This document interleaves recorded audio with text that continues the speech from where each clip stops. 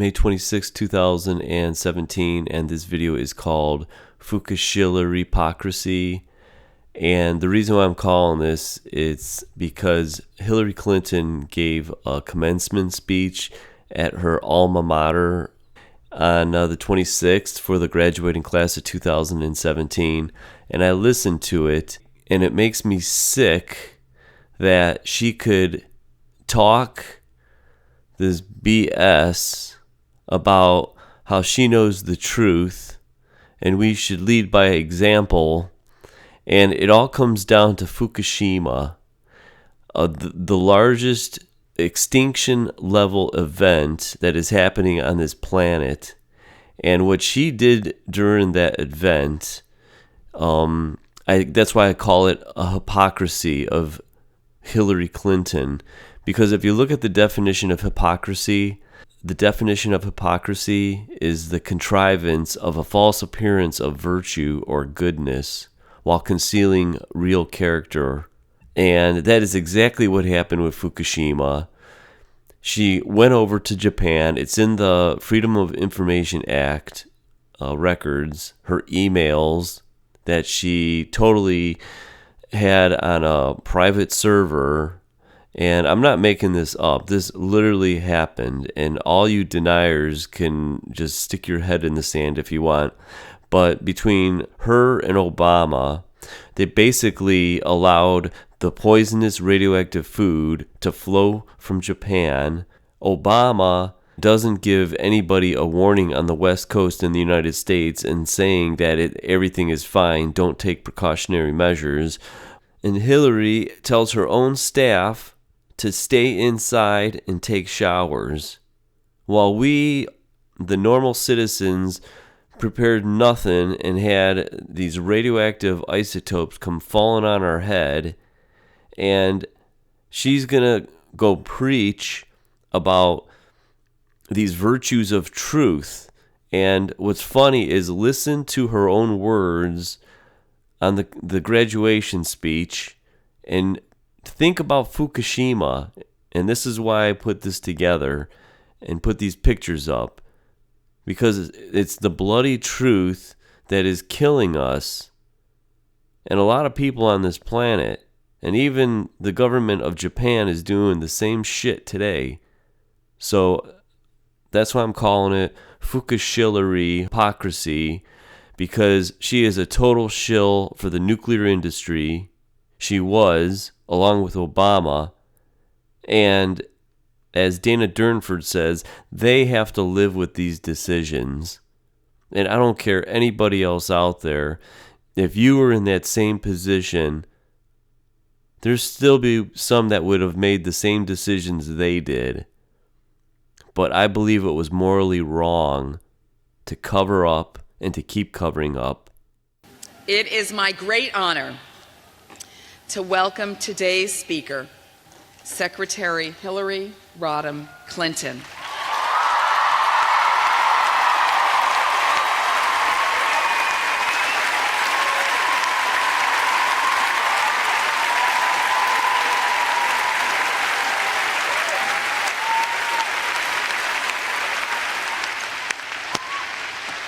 Wellesley class of 1969, the Green class of 1969. Madam Secretary, on behalf of all of us, welcome, welcome home.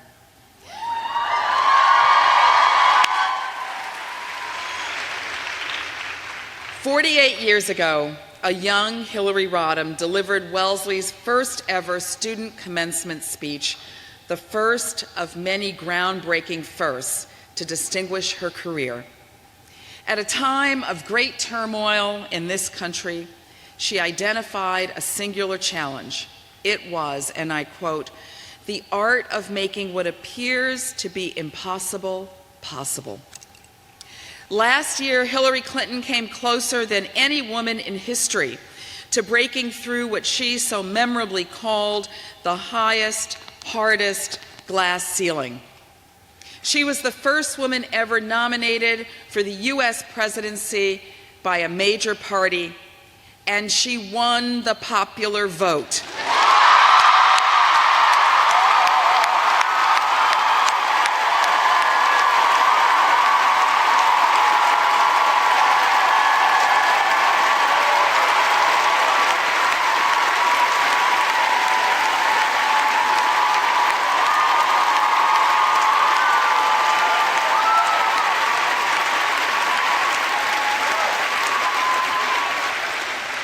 In this way and in so many others, she's forever changed our sense of what is possible.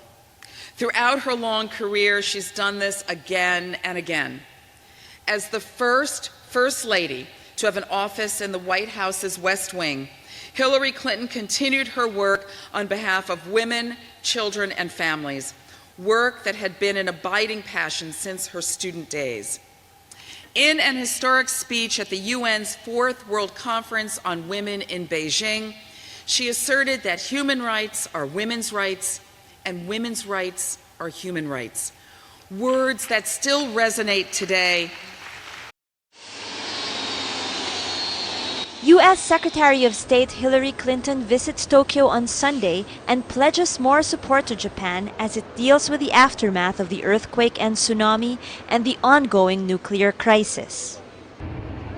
In her 5-hour visit, Clinton met with her Japanese counterpart and later with Prime Minister Naoto Kan.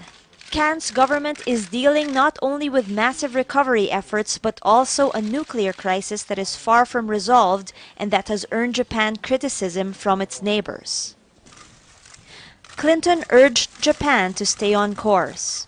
We are very confident that Japan will demonstrate the resilience that we have seen during this crisis in the months ahead as you resume the very strong position that you hold in the world today. Washington has demonstrated support for its ally during the disaster, providing nearly $70 million worth of assistance. Ships, helicopters, and aircraft were deployed, and U.S. forces helped Japanese troops in search and cleanup missions in the quake zone. Clinton also said the United States and Japan agreed to create partnerships with U.S. firms and organizations who can help Japan in its reconstruction. And indeed, given the current events, feel newly urgent.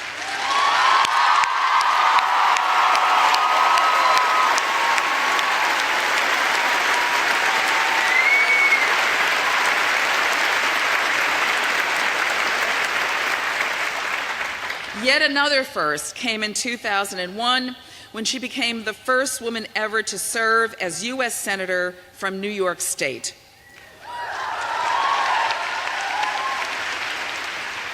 When terrorists attacked the World Trade Center only months later, then Senator Clinton quickly secured $20 billion in aid to New York and went on to assure that first responders got health care for ailments that stemmed from exposure to toxic air and dust. Many of us were deeply moved in March when a student whose father was a first responder shared how much these accomplishments meant to her family.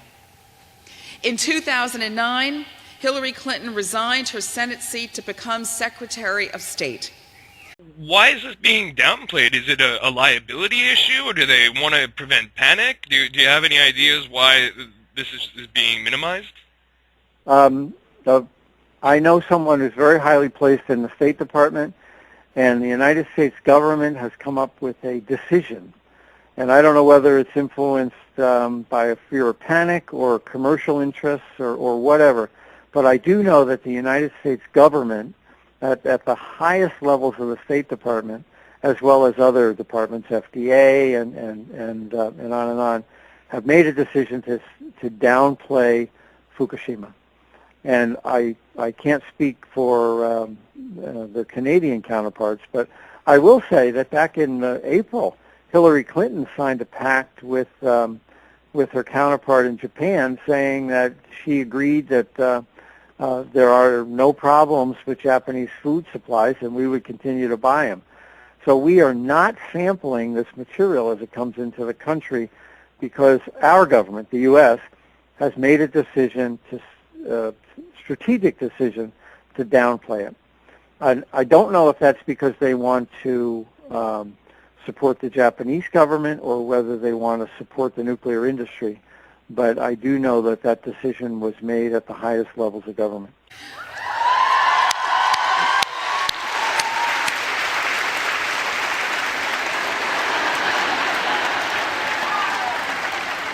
Among her many accomplishments were sanctions against Iran and an Israel-Hamas ceasefire.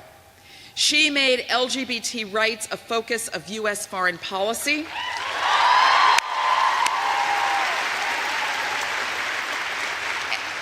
And it was under her leadership that the first U.S. ambassador at large for global women's issues was established.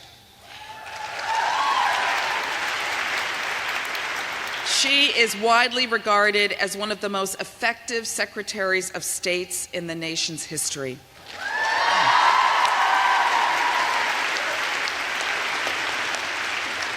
But for all her accomplishments, it would be wrong to focus on these alone. At least as important is the spirit behind them, her deep grounding in faith, family, and the vision of a better world. At the heart of Hillary Clinton's life is a single goal: to help as many people as she possibly can. I am not the first to observe that she embodies Wellesley's Latin motto, non ministrare sed ministrare, not to be ministered unto, but to minister. On my Wellesley desk, encased in a plastic sleeve, I have treasured a letter from Senator Clinton, a response to my invitation to speak with Wellesley students following the election. In the letter she writes, "I won't be on the sidelines for long, because I believe so deeply in my responsibility to keep doing my part to build a better, stronger, and fairer future for our country and our world."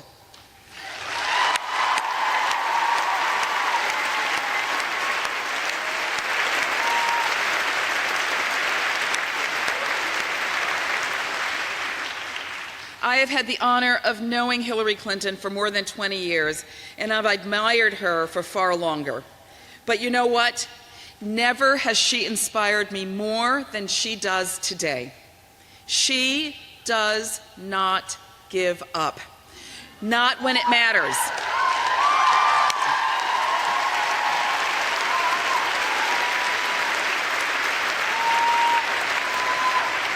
She reminds us both of our capacities and how far we have to go. And as always, she continues to point the way towards that never impossible future. And now, Wellesley's once and always Secretary Hillary Rodham Clinton.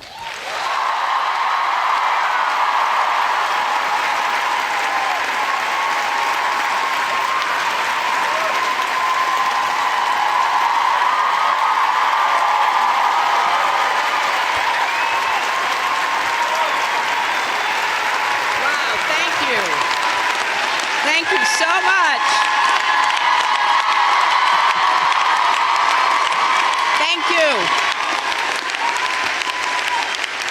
Thank you very much for that warm welcome. I am so grateful to be here back at Wellesley, especially for President Johnson's very first commencement, and to thank her, the trustees, families and friends, faculty, staff, and guests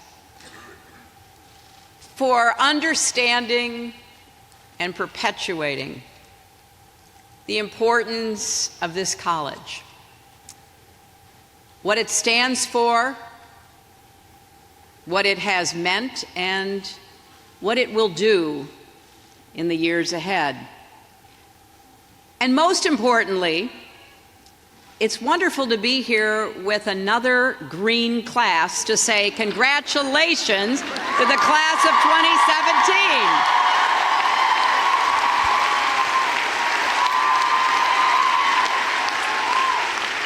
Now, I have some of my dear friends here from my class, a green class of 1969, and I assume, or at least you can tell me later, unlike us, you actually have a class cheer. 1969 Wellesley.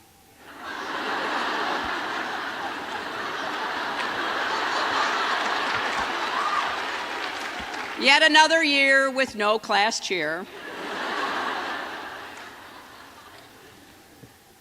But it is such an honor to join with the college and all who have come to celebrate this day with you, and to recognize the amazing futures that await you. You know, 4 years ago, maybe a little more or less for some of you. So, man, I've got to get a lozenge.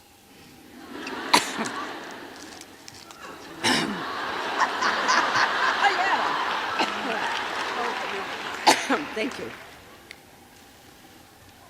I told the trustees I was sitting with, after hearing Tala's speech, I didn't think I could get through it.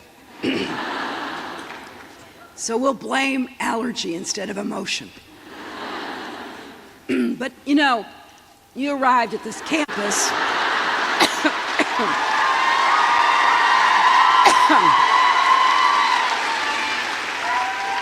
You arrived from all over.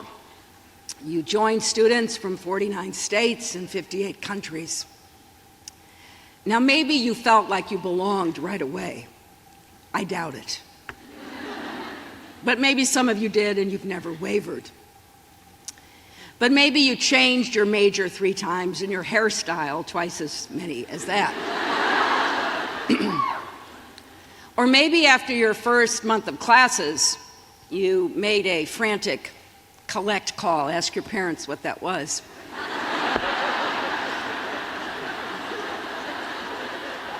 Back to Illinois to tell your mother and father you weren't smart enough to be here. My father said, "Okay, come home." My mother said, "You have to stick it out." That's what happened to me.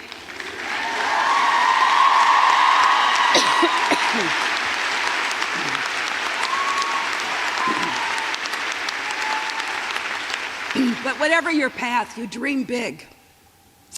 You probably, in true Wellesley fashion, planned your academic and extracurricular schedule right down to the minute. So this day that you've been waiting for, and maybe dreading a little, is finally here. As President Johnson said, I spoke at my commencement 48 years ago. I came back 25 years ago to speak at another commencement. I couldn't think of any place I'd rather be this year than right here.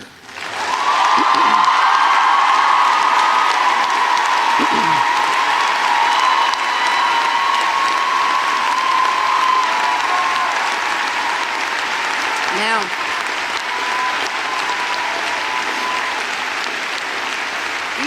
you may have heard that things didn't exactly go the way I planned. But you know what? I'm doing okay.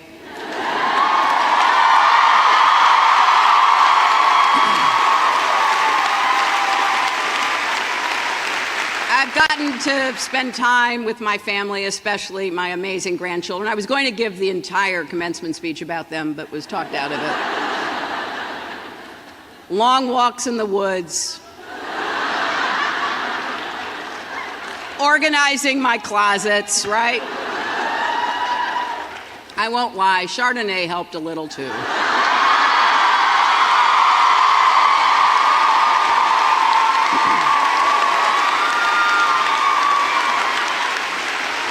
But here's what helped most of all: remembering who I am, where I come from, and what I believe. And that is what Wellesley means to me. This college gave me so much.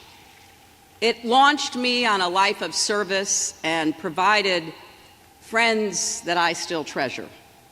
As it relates to Japan and Fukushima and the lies and the false propaganda that's literally been released upon the world, and certainly the Japanese people. Now, we know that yesterday was the 4th anniversary of 3/11/11, that powerful earthquake that hit Japan. It shook the ground for over 6 minutes. It brought a tsunami inland 6 miles and left 6 nuclear reactors melting down. It also tipped the earth off its axis 4.8 inches and shortened the days by 0.1666 seconds. It also moved the island of Japan 8 feet, according to GPS coordinates. So wherever your life takes you, I hope that Wellesley serves as that kind of touchstone for you. Now, if any of you are nervous about what you'll be walking into when you leave the campus, I know that feeling. I do remember my commencement. I'd been asked by my classmates to speak. I stayed up all night with my friends, the 3rd floor of Davis, writing and editing the speech by the time we gathered in the academic quad. I was exhausted, my hair was a wreck. The mortarboard made it even worse. But I was pretty oblivious to all of that, because what my friends had asked me to do was to talk about our worries and about our ability and responsibility to do something about them. We didn't trust government. This decision was based upon a careful scientific evaluation and the guidelines that we would use to keep our citizens safe here in the United States or anywhere in the world. Authority figures, or really anyone over 30. Many Americans are also worried about the potential risks to the United States. So I want to be very clear. We do not expect harmful levels of radiation to reach the West Coast, Hawaii, Alaska, or U.S. territories in the Pacific. That is the judgment of our Nuclear Regulatory Commission and many other experts. In large part thanks to years of heavy casualties and dishonest official statements about Vietnam. Furthermore, the Centers for Disease Control and Prevention and public health experts do not recommend that people in the United States take precautionary measures beyond staying informed. And going forward, we will continue to keep the American people fully updated, because I believe that you must know what I know as president. And deep differences over civil rights and poverty here at home. We were asking urgent questions about whether women, people of color, religious minorities, immigrants would ever be treated with dignity and respect. And by the way, we were furious about the past presidential election of a man whose presidency would eventually end in disgrace with his impeachment for obstruction of justice.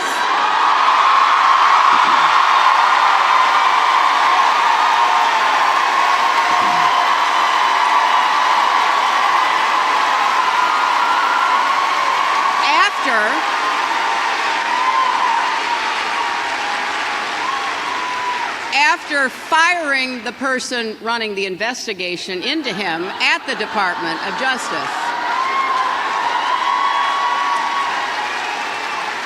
But here's what I want you to know. We got through that tumultuous time.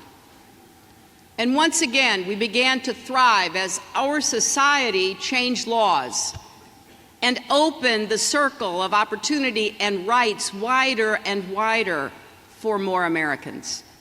We revved up the engines of innovation and imagination. We turned back a tide of intolerance and embraced inclusion. The we who did those things were more than those in power who wanted to change course. It was millions of ordinary citizens, especially young people. They'll be calling you a radical. Back to Fukushima and fainting goats, the epic denial. You know, look, the American populace heard it off the fucking cliff. Good sheep, good sheep, good sheep. Who voted, marched, and organized. They'll be calling you a radical, Kevin Blanche and San Simeon. Now, it's important that you don't have to crawl all the way out in to get a look at starfish and tide pools. These columns on the bottoms of these historic pillars are really the canary, because you could see a red, crimson, a purple, an orange starfish, which these columns are infamous for them. You could spot them a mile away. There's none. There's zero. Now, we're going to talk about why and how, recording history of the controlling the media. Now, of course, today has some important differences. The advance of technology, the impact of the internet, our fragmented media landscape make it easier than ever to splinter ourselves into echo chambers. We can shut out contrary voices, avoid ever questioning our basic assumptions. Extreme views are given powerful microphones. Leaders willing to exploit fear and skepticism have tools at their disposal that were unimaginable when I graduated. And here's what that means to you, the class of 2017. You are graduating at a time when there is a full-fledged assault on truth and reason. And that's something they're going to have to live with for the rest of their lives. If Japan has nothing to hide, why are they hiding Japan? Why does Japan not even exist anymore? Why is it that I can show you endless lies, now for 988 days I believe this is, of endless lies, just endless, lie, non-stop. That's your legacy. It's never told the truth once. Not a single time. Not one freaking time have they told us the truth. Fabrication, misdirections, misrepresentation, and outrageous, deadly, vicious lies. Just log on. Just log on to social media for 10 seconds. It will hit you right in the face. People denying science, concocting elaborate, hurtful conspiracy theories about child abuse rings operating out of pizza parlors, drumming up rampant fear about undocumented immigrants, Muslims, minorities, the poor, turning neighbor against neighbor and sowing division at a time when we desperately need unity. Some are even denying things we see with our own eyes, like the size of crowds.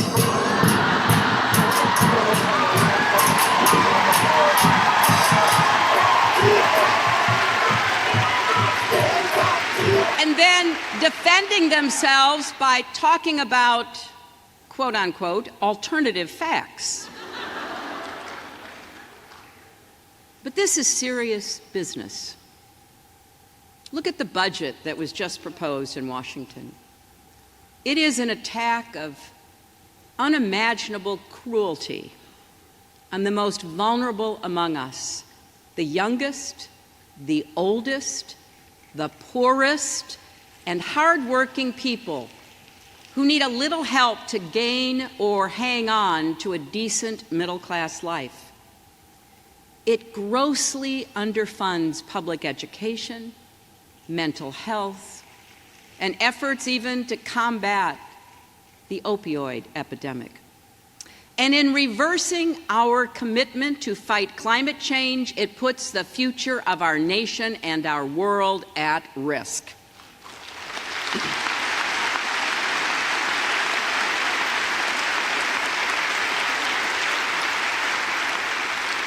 And to top it off, it is shrouded in a $1 trillion mathematical lie.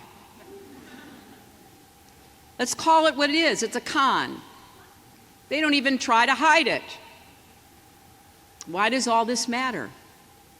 It matters because if our leaders lie about the problems we face, we'll never solve them. It matters because it undermines confidence in government as a whole, which in turn breeds more cynicism and anger. But it also matters because our country, like this college, was founded on the principles of the Enlightenment. In particular, the belief that people, you and I, possess the capacity for reason and critical thinking, and that free and open debate is the lifeblood of a democracy.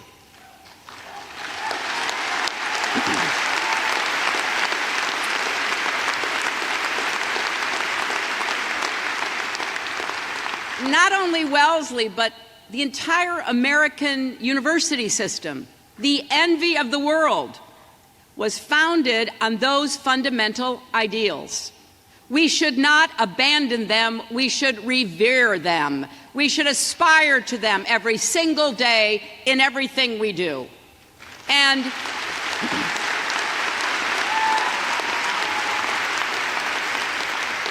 there's something else. As the history majors among you here today know all too well, when people in power invent their own facts and attack those who question them, it can mark the beginning of the end of a free society.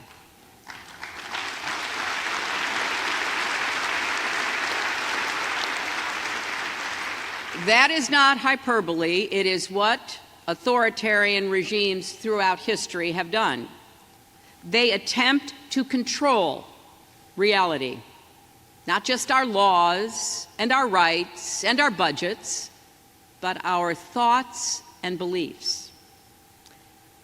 Right now, some of you might wonder, well, why am I telling you all this? You don't own a cable news network. You don't control the Facebook algorithm. You aren't a member of Congress yet.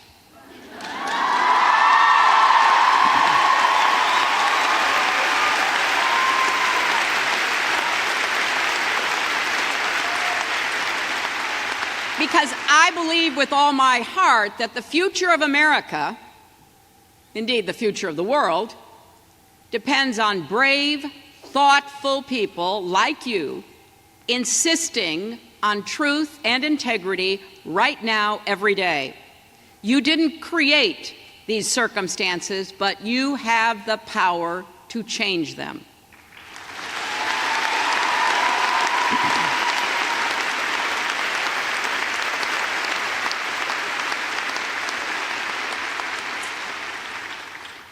Václav Havel, the dissident playwright, first president of the Czech Republic, wrote an essay called The Power of the Powerless. And in it, he said, the moment someone breaks through in one place, when one person cries out, the emperor is naked, when a single person breaks the rules of the game, thus exposing it as a game, everything suddenly appears in another light. What he's telling us is if you feel powerless, don't. Don't let anyone tell you your voice doesn't matter. In the years to come, there will be trolls galore, online and in person, eager to tell you that you don't have anything worthwhile to say or anything meaningful to contribute. They may even call you a nasty woman.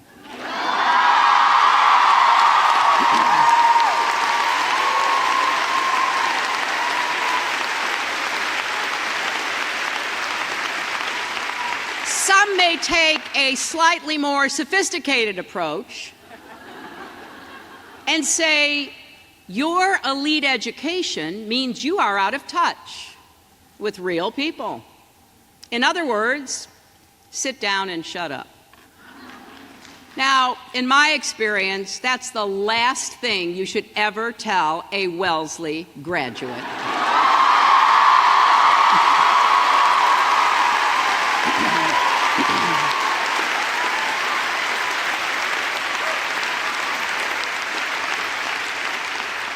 And here's the good news. What you've learned these 4 years is precisely what you need to face the challenges of this moment. First, you learned critical thinking. I can still remember the professors who challenged me to make decisions with good information, rigorous reasoning, real deliberation.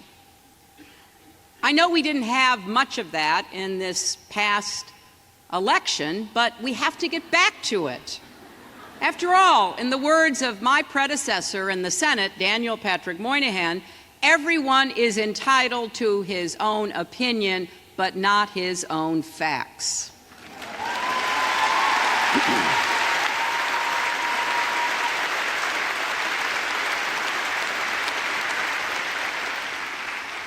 And your education gives you more than knowledge. It gives you the power to keep learning and apply what you know to improve your life and the lives of others. Because you are beginning your careers with one of the best educations in the world, I think you do have a special responsibility to give others the chance to learn and think for themselves and to learn from them so that we can have the kind of open, fact-based debate necessary for our democracy to survive and flourish. And along the way, you may be convinced to change your mind from time to time. You know what? That's okay. Take it from me, the former president of the Wellesley College Young Republicans.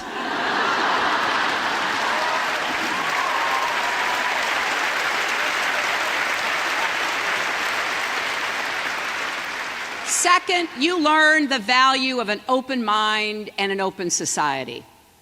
At their best, our colleges and universities are free market places of ideas, embracing a diversity of perspectives and backgrounds. That's our country at our best, too.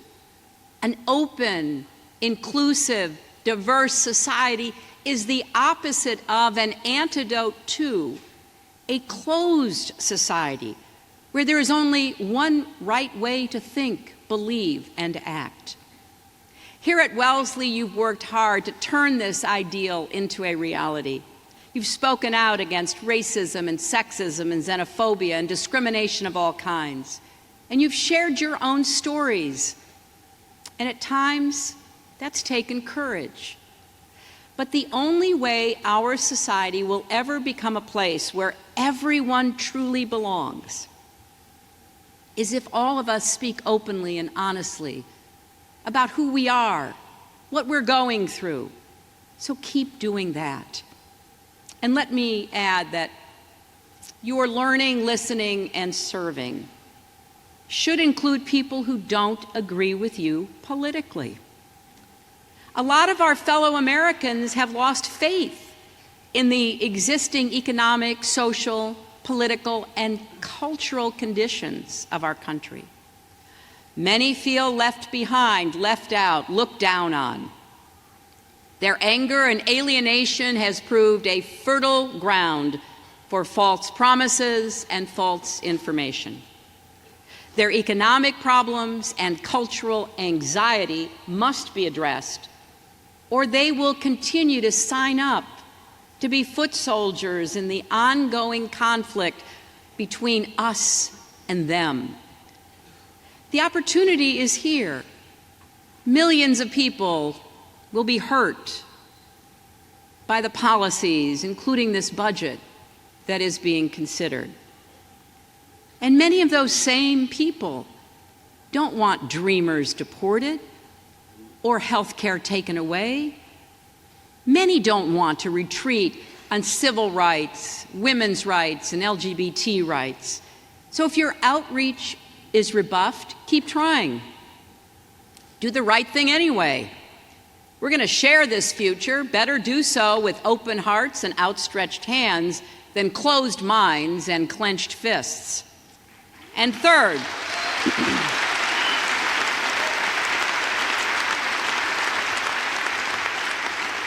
here at Wellesley, you learned the power of service. Because while free and fierce conversations in classrooms, dorm rooms, dining halls are vital, they only get us so far. You have to turn those ideas and those values into action. This college has always understood that. The motto, which you've heard twice already, not to be ministered unto, but to minister, is as true today as it ever was. When you think about it, it's kind of a old-fashioned rendering of President Kennedy's great statement, ask not what your country can do for you, ask what you can do for your country. Not long ago, I got a note from a group of Wellesley alums and students who had supported me in the campaign. They worked their hearts out. And like a lot of people, they're wondering, what do we do now? Well, I think there's only one answer: keep going. Don't be afraid of your ambition, of your dreams, or even your anger. Those are powerful forces, but harness them to make a difference in the world. Stand up for truth and reason. Do it in private, in conversations with your family, your friends, your workplace, your neighborhoods, and do it in public, in Medium posts, on social media, or grab a sign and head to a protest. Make defending truth and a free society a core value of your life every single day. So wherever you wind up next, the minute you get there, register to vote.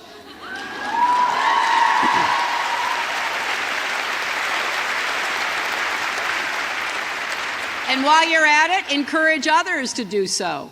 And then vote in every election, not just the presidential ones. Bring others to vote. Fight every effort to restrict the right of law-abiding citizens to be able to vote as well.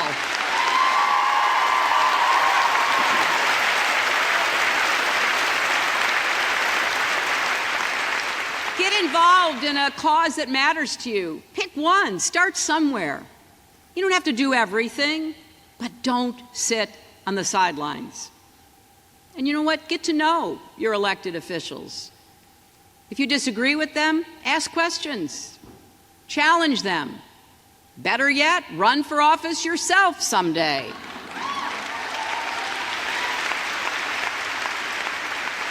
Now, that's not for everybody, I know. And it's certainly not for the faint of heart. But it's worth it. As they say in one of my favorite movies, A League of Their Own, it's supposed to be hard. The hard is what makes it great. As Tala said, the day after the election, I did want to speak particularly to women and girls everywhere, especially young women, because you are valuable and powerful and deserving of every chance and opportunity in the world. Not just your future, but our future depends on you believing that. We need your smarts, of course, but we also need your compassion, your curiosity, your stubbornness. And remember, you are even more powerful because you have so many people supporting you, cheering you on, standing with you through good times and bad. You know, our culture often celebrates people who appear to go it alone. But the truth is, that's not how life works. Anything worth doing takes a village. And you build that village by investing love and time into your relationships. And in those moments, for whatever reason, when it might feel bleak, think back to this place, where women have the freedom to take risks, make mistakes, even fail in front of each other. Channel the strength of your Wellesley classmates and experiences. I guarantee you, it'll help you stand up a little straighter, feel a little braver, knowing that the things you joked about and even took for granted can be your secret weapons for your future. One of the things that gave me the most hope and joy after the election, when I really needed it, was meeting so many young people who told me that my defeat had not defeated them.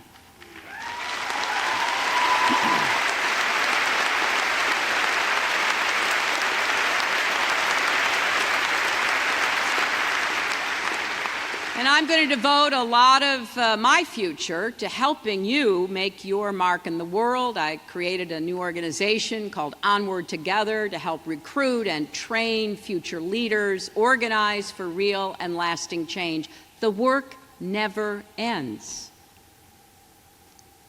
When I graduated and made that speech, I did say, and some of you might have pictures from that day with this on it, the challenge now is to practice politics as the art of making what appears to be impossible possible. That was true then, it's truer today. I never could have imagined where I would have been 48 years later. Certainly never that I would have run for the presidency of the United States or seen progress for women in all walks of life over the course of my lifetime, and yes, put millions of more cracks in that highest and hardest glass ceiling. Because just in those years, doors that once seemed sealed to women are now open. They're ready for you to walk through or charge through, to advance the struggle for equality, justice, and freedom. So whatever your dreams are today, dream even bigger. Wherever you have set your sights, raise them even higher. And above all, keep going. Don't do it because I asked you to. Do it for yourselves. Do it for truth and reason. Do it because the history of Wellesley and this country tells us it's often during the darkest times when you can do the most good. Double down on your passions. Be bold. Try, fail. Try again and lean on each other. Hold on to your values. Never give up on those dreams. I'm very optimistic about the future because I think after we've tried a lot of other things, we get back to the business of America. I believe in you with all my heart. I want you to believe in yourselves. So go forth, be great, but first, graduate. Congratulations!